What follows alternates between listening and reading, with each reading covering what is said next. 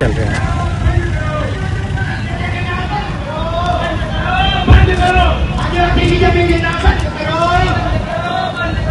ऐतिहासिक पर्यटन नगरी मांडू से लगे सराय किले में प्रस्तावित होटल निर्माण और कुछ आदिवासी परिवारों के मकान तोड़े जाने के बाद विवाद गहरा गया है। विरोध में आदिवासी संगठनों ने मांडू से सराय किले तक रैली निकाली, जो किले के बाहर सभा में बदल गई।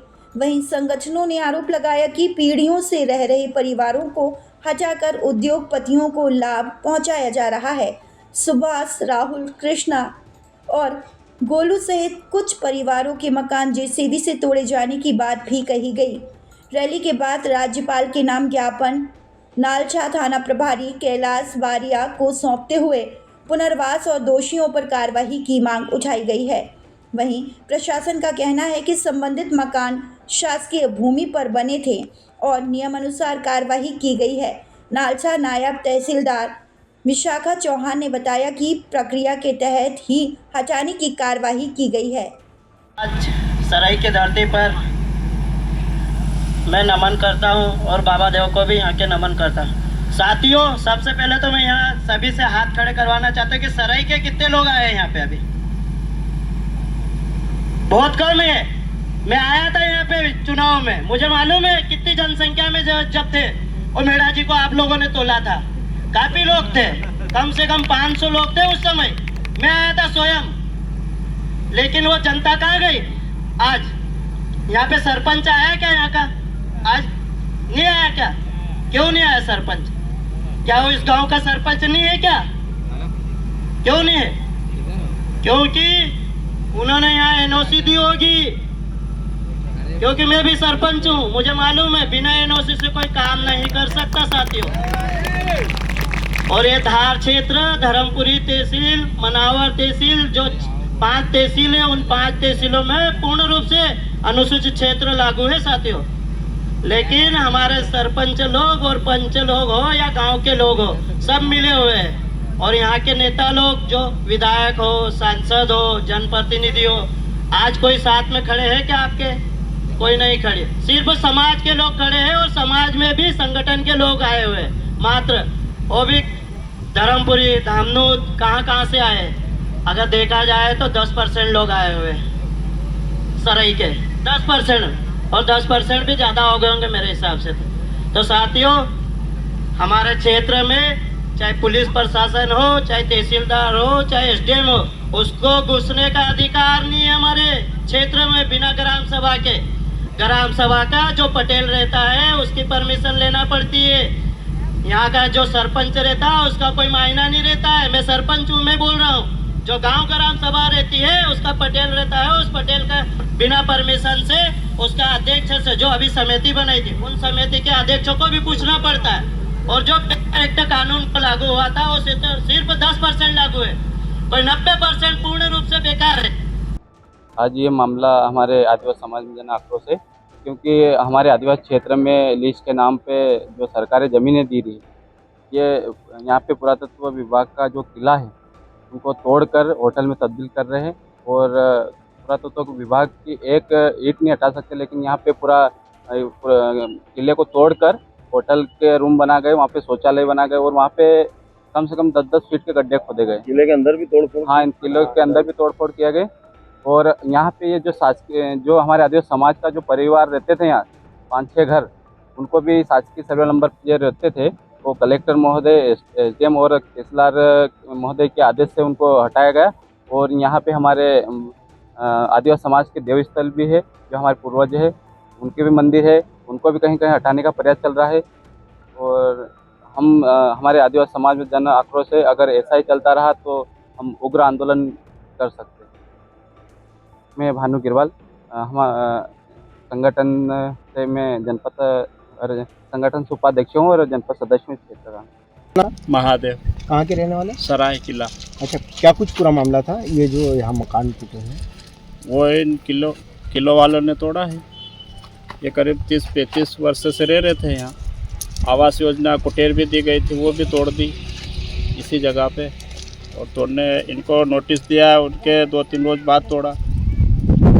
और तोड़ने के बाद इनको खाने पीने की व्यवस्था भी नहीं रखी गई, और न इनको बोला था कि हम खाने पीने के देंगे, दिया ही नहीं इनको खाने पीने के लिए। फिर हम लोगों ने इनका आकर पूछा तो बोला अभी कुछ खाने पीने की व्यवस्था नहीं करी है। फिर बताया कि हम इनको ज़मीन देंगे, तो ज़मीन हमारी जहाँ ज़मीन गेहूँ बोया हुआ वहाँ हमारे गांव वाले की है, उन्हीं जगहों पे जगह दे रहे लड़ाई झगड़ा करने के लिए, तो वहाँ हमने मना कर दिया। अच्छा, किनके द्वारा ये आश्वासन दिए गए थे, यहाँ पर मूलभूत सुविधाएं देने की बात कही गई थी? कैसा? सुविधाएं किसने देने की बात कही थी? ये यहाँ किले वालों ने। ये कौन है किले वाले? क्या पता सर कौन है क्या है, इन लोगों ने तोड़वाया। प्रशासन भी आई थी। हाँ, और अब इसको लेके एक न्याय यात्रा भी निकाली जा रही है, क्या उसमें क्या निकाली गई ना आज, और 13 तारीख को भी रखी गई है बैठक ग्राम सभा, जिनमें सभी लोग आएंगे हमारे आदिवासी, और आज आदिवासी की रैली भी निकल रही है और यहाँ भी आएंगे। अगला क्या कदम रहेगा अगर नहीं इसके बाद भी कोई तुम्हारी मांगे पूरी होती तो? नहीं करेंगे तो फिर सुप्रीम कोर्ट तक जाएंगे साहब। कहाँ रहते हो? हम सराय में रहने वाले। क्या नाम है तुम्हारा? लक्ष्मी। अच्छा, क्या पूरा मामला था? मेरा दुकान भी हटा दी और आप पूछा ताजा ने एकदम आग को तोड़ दिया। हमको बोला था उन्होंने कि हटा लेना, तो हटा लेंगे बहनी, मकान हमारा तैयार करके देना, हटाना फेंक दिया हमको। मेरी गाय का भी गुवाड़ा तोड़ दिया और मेरा 1200 स्क्वायर फीट घर था वो भी तोड़ ताड़ कर दे। आप यहाँ पे कितने दिनों से निवास कर रहे हो? मेरा ससुर भी यहीं गुजर गया है। मतलब लंबे समय से आप रह रहे थे? लंबे समय से रह रहे थे कि हम पाप भी थोड़ी, हम मेरे लड़के 9 साल के वो 9वीं में जा रहा है स्कूल, इससे आगे रह रहे हम, आज के थोड़ी रह रहे थे। आप लोगों की कोई रहने की व्यवस्था बाहर करी नहीं गई? व्यवस्था वो अठाला में फेंक दिया, और हमारा सेफ्टी करने का बोला था, नहीं सेफ्टी करा, हम उठाला में फेंक दिया। वो हमारी निजी जमीन में तुम बना लेना, तो निजी जमीन सब लोग उनको सरकारी सबको हटा देना चाहिए नहीं, हमको हटाया। कितने लोगों को यहाँ से हटाया गया? हमारे 4 घर के लोग उनको हटा दिए, एक घर ये वाला है, एक घर ये पीछे, एक घर वो आगे है, 4 घर हटा दिए। क्या कुछ शासन का क्या कहना पड़ा? उन लोगों ने क्या कहा था? उसने मकान बना को, मकान के बदले मकान देगा, नहीं मकान बदला बना को दिया और हटा दिया, तो बना देना था नहीं, इस बात को हटा देना था। आपको कोई नोटिस वगैरह भी पूर्व में दिया गया? दिया था, नोटिस दिया था, और मेरा मकान स्केल फीट हो गया था तो रोक दिया था, तो हमने रुकवा दिया, भैया हमारा मकान सेफ्टी कर दो, हम चले जाएंगे। नहीं चले, वो सेफ्टी भी नहीं हुआ दिया और तोड़ फेंक दिया हम। मेरा तो पूरा दुकान का गठाला में कचरा गया नहीं। अच्छा, कुछ मकान और बचे हुए भी इनको नहीं तोड़ा गया, क्या कारण है? कुछ मकान और बचे हुए अभी बचा हुआ कहाँ है, बचा खत्म कर दिया उन्होंने। ये मंदिर पे हटवा देना, पूरा हटाना था तो पूरा सरकार को है। सरकार कौन सी सरकार है? क्या यहाँ होटल बन रही है? ये होटल बना रही है, होटल बना को खरीद को पैसे दे खरीद रहे गए ना, हमारे वाले को तो गला मसरा नहीं। अभी हम कहाँ जाएंगे, हम तो चले जाएंगे, हमारी औलाद का भी ये दिन लाएंगे लोग। आप क्या चाहते हो? आप हमको तो कहीं नहीं चाहिए, हमारी जमीन हमको भी कब्जा दे देना, इस जमीन का ये हो तो लेना, ना तो ये भी सरकारी जमीन पर नहीं रहना चाहिए। बबलू भील है, ये मेरा भाई का घर था, तो इनको क्या पहले लालच दी गई थी कि तुमको मकान के बदले मकान, जमीन के बदले जमीन। किनके द्वारा दी गई थी लालच? ये किले जो होटल वाले मालिक के द्वारा। अच्छा, फिर क्या हुआ? फिर हुआ ये सर कि उन्होंने एक बार नोटिस जारी किया, तो नोटिस ऐसे जारी किया कि हमको ही दिया, पंचायत के द्वारा नहीं दिया। ना तो विधानसभा ने ये इनको हमारा मकान जो टूटा है उसका परमिशन नहीं दिया, ना कुछ भी नहीं, इन्होंने बिना परमिशन के तोड़ा। क्या आगे क्या आप चाहते हो? सर ये पीएम आवास योजना से बनी हुई थी 2-3 मकान, वो भी तोड़ दिया अचानक में। मतलब हमारे जो भैया थे वो यहाँ थे भी नहीं, उनके बिना बेजुगी मतलब यहाँ थे नहीं, उसके बावजूद भी उन्होंने तोड़ दिया। अब लोगों को रहने की क्या व्यवस्था है? कुछ भी नहीं है सर, ऐसे ही फेंक दिया वहाँ पर।